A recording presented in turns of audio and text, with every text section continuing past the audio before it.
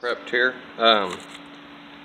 There's an exhaust mark on there. I'm going to work from this side of the bike here, so I put in the opposite side clip, so when I run my pin through it'll stop.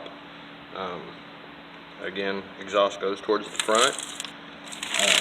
I've got my pin and my roller bearings sitting in some 2-stroke oil, and I've got my gasket on there with my gasket maker. I'm about to throw that on. You want to take a little bit of 2-stroke oil when you do this and smear it around the cylinder, and that way the piston will slide up in there nice and smooth. I've got a copper coat gasket right there ready to go on for the head, so we're about to put this together. First thing we're going to do is put the piston on.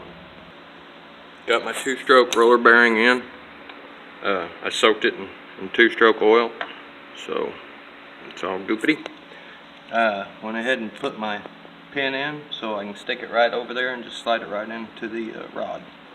Alright, piston is in, the other clip's in. Now we're going to put the cylinder on. This is where you got to be very careful.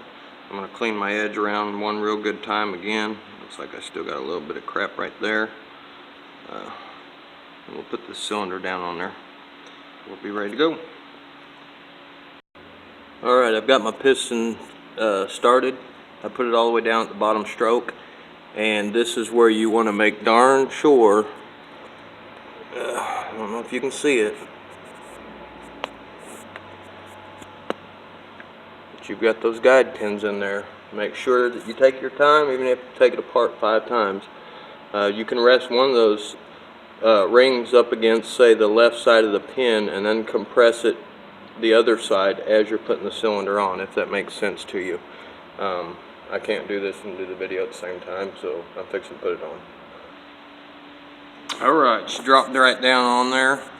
So we've got our base gasket going. We need to work on our head and our head bolts now. And we've got our gasket copper coated here, so we're ready.